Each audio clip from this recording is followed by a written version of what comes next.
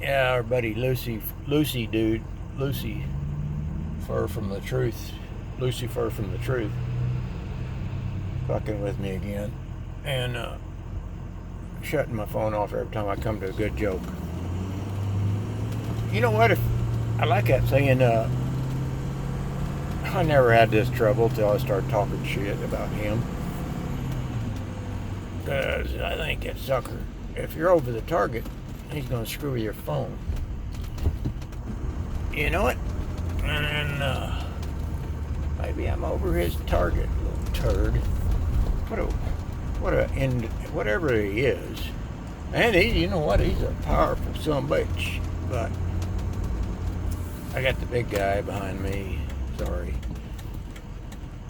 And, yea, though we walk through the valley of the shadow of death, shall fear no evil, because thine are the kingdom and the glory forever and ever. Now, does Lucifer give you those kind of sayings?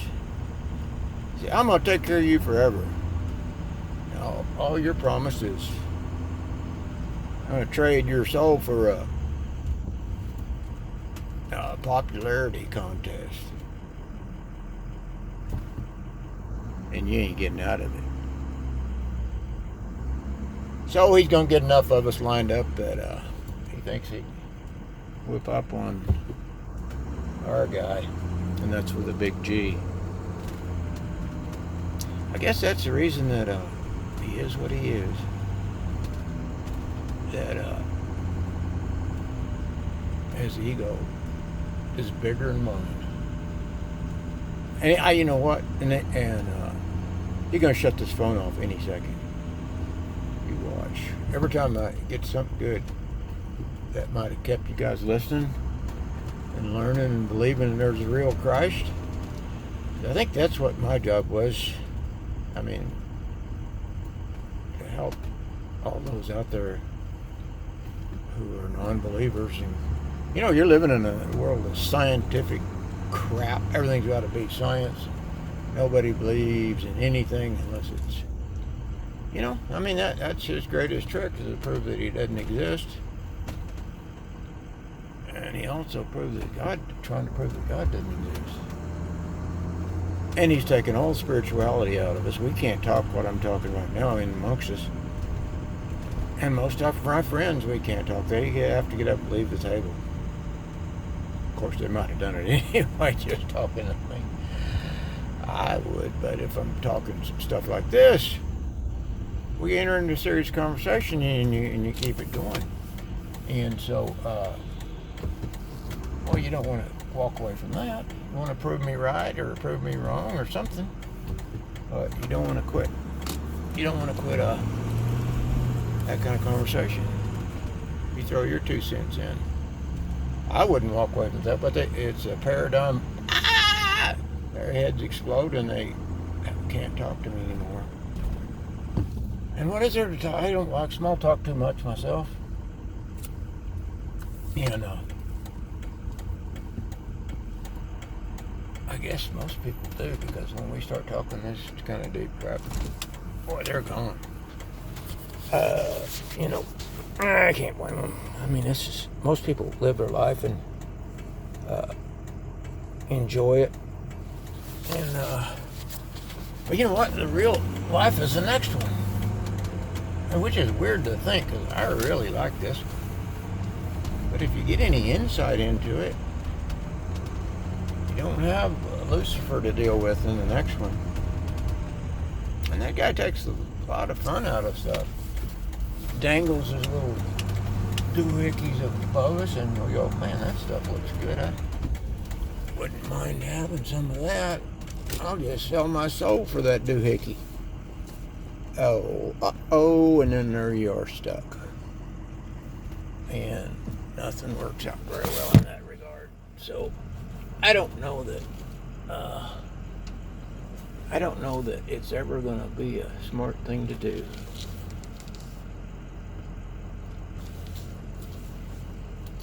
To sell your soul for trinkets and popularity. Heck, even even popularity's not all it's cracked up to be. Much less trinkets.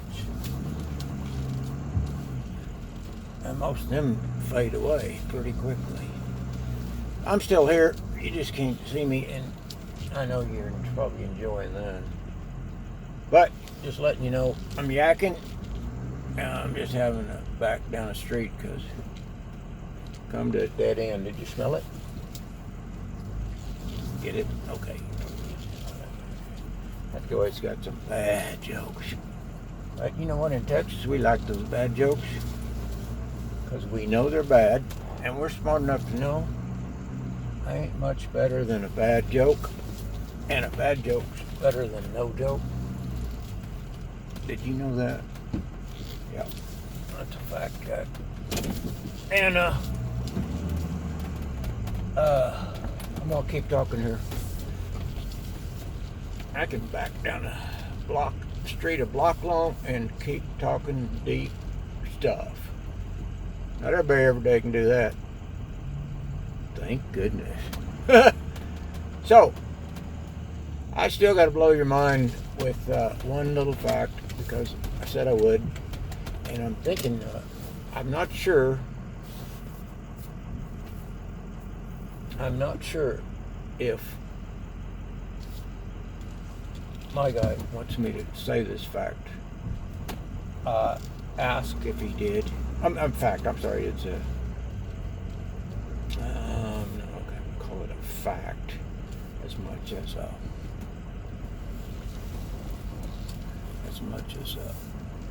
innuendo or something like that. So whatever it is, it is. So I'm not sure if I'm thinking that my little Diablo friend don't want me telling you this. No, you know what? I guess he would not matter. I mean, it's a really controversial subject as far as Christianity goes, unless we are getting near the end times, which I think is happening as much as I never wanted it to happen or to be a fact, because I enjoy life as much as anybody else and maybe more, because man, he did a good job making this earth as far as the birds and the trees, and that's just fantastic. I got 50 hummingbirds coming to my house every morning. At least 50, I bet. And I get to watch them. And you can learn a lot from those hummingbirds from a bird, too. Any of nature, the way God created stuff, any of that nature stuff, you can just keep learning and learning and learning during it, because if you watch long enough. I'll give you one example. I don't know, you probably already knew this, but you know, it's something I learned just by observing that those, like a bird, they hatch out like martins, which are barn swallows in some cases. They are babies, and they eat mosquitoes usually on the wing, flying through air, almost never land, and they're called swifts. And you wonder why? Because they're swift, boy, and they're graceful and quick, and they just have a nice appearance of being a kind bird. So for some reason, I have a bunch of birdhouses, or Patty and I, or Bumps do, and they like this 1 out of 10 every year. Come back to that same birdhouse. And they're probably not the same pair, and they go to another place. But so we get to watch them grow and feed their babies, and as these babies get bigger and bigger, they're coming faster and faster and faster and faster. And they have to feed them all the time, constantly. And they get to eating and eating, and I don't know if they can ever get them full. And then suddenly, somewhere along the line, they're getting big enough almost to fly. They're still hungry, and they're waiting on dinner. Well, I'm watching, and pretty soon, they're like say they're every 5 minutes, the mom and dad are coming back puking in their mouth their lunch, chewed up mosquito and flying insects. They start cutting them off. Not quick, but slowly start cutting them off. I mean, within a matter of a day, probably, or less. They're not coming back. They're around, but they're not feeding them. And babies aren't too happy. Those babies are kind of like, where are you? They're just poking their heads out, and you got 3 or 4 of them in there. And all of them trying to get their heads out and their mouth open and wondering what the heck is going on. What did I do? I didn't do anything wrong. I didn't. But nature's way of saying, yeah, I couldn't possibly feed you, me, and the rest of the neighborhood, and there's forever, and it's time you learn to fly. I love you, but I'm kicking you out of that nest. That's a lesson to be learned there, isn't it? I didn't have to get kicked out, man. I couldn't even fly, probably, and still can't. And I was ready to go. But that's just people. But every one of those Martins probably have the same program. But I wasn't getting off track there. I'm just saying that, they tell us the greening of Earth, we're messing it up. If we didn't have to work all the time, and what we do have, people plant a plant in their little apartment window to get nature out there, well, you know what, you're full of it. You leave us alone, we'll take care of nature's. And if some old boy out there is shooting an eagle don't need to be, all that has to happen is Fish and Game say, hey, we're running out of eagles, quit shooting them. Well, Bubba's friend Schmitty is going to say to Bubba when he sees him shoot an eagle, hey, don't be shooting them eagles, they're thinning out. We didn't want them around, they'll eat all the mice or something, and dead fish stinking, get them off the, so quit shooting them. We know they're short. So, and Bubba, say Bubba's dumb, all right, okay? He spit out tobacco. Okay. Because it's his buddy, and he shamed him into not shooting an eagle. Pretty soon, Bubba shames Bubba Joe. And Bubba Joe shames Bubba Mac. And on and on. And we got so many eagles, we don't know what to do with them. And we didn't pay for a costume for Bubba Joe's dumber younger brother to enforce it at the point of a gun. I'll shoot you dead if you shoot another eagle. Okay, well, I don't know, but my way seems a little better. If you think about it. That's the way life's supposed to work. In my books. I like my books. You probably don't, and I guarantee you, these people that run everything don't like simpletons' books because they work too easy. Here's a thought. Wouldn't you like to have somebody like Rockefeller out on the job with you? Even if he was younger. Wouldn't you like to have him out there plowing the field, driving nails, cleaning sewer pipe, plumbing something? He wouldn't know his ass from burnt hole in the sheet. Be crying like a stuck little pig. And every one of those fat cat dudes, they're just like you and me. But they're so frickin' evil that they don't care if you live or die as long as they got power. And that's weakling. They think they're strong and smart, and they seriously think they are smarter than Bubba Joe. Now, Bubba Joe, he had sense enough not to shoot that eagle just by being shamed. Those suckers have to burn down and tear down buildings and kill 3,000 people at 9/11 to get their kicks. And if you're still believing that 9/11 wasn't an inside job, you can go ahead and click off here now and enjoy the rest of your life, because that's all you're going to get unless you ask forgiveness and to find Christ and be saved. Because number one thing, if you think 9/11 was real and exactly the way it happened, the way they, yeah, you're what we call in Texas, that old boy dumber than a post. You look at that post, it never says nothing.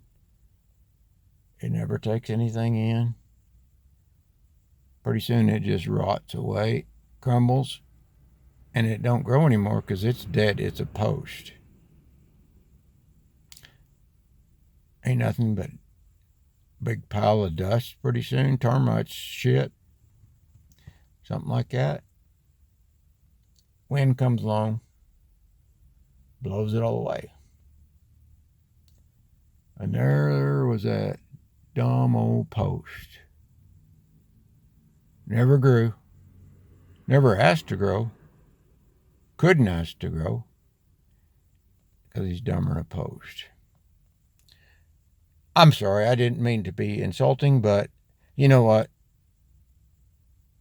You just gotta ask yourself. Just ask yourself how, what was that, a 40-ton plane could crash in the ground and have nothing.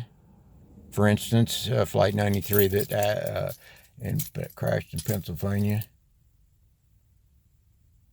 Come on. Why did the Building 7 still standing when the CNN reporter gal was saying, "Oh, Building 7 just fell too," with a timestamp on it? And you look, I matter of fact, remember her saying that, and at the time, and thinking, what the hell happened to that? And a timestamp on it showing she said it 20 minutes before it fell. Come on. I'm tired of talking about 9/11 because it's so much bullshit, and I'm literally tired of talking about it. If you are to the point that you still believe 9/11 happened, you're way behind. You better go to the front end of this video and back it up, play it backwards, and it goes, "I am not God. Satan is not God." That's what mine would say. God is God, and you better ask for his forgiveness. That's me playing my video backwards. Oh, shit.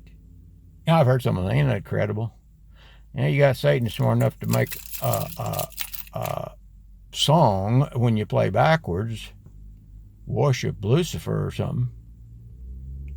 That dude's smart. I mean, clever. But, clever is an interesting...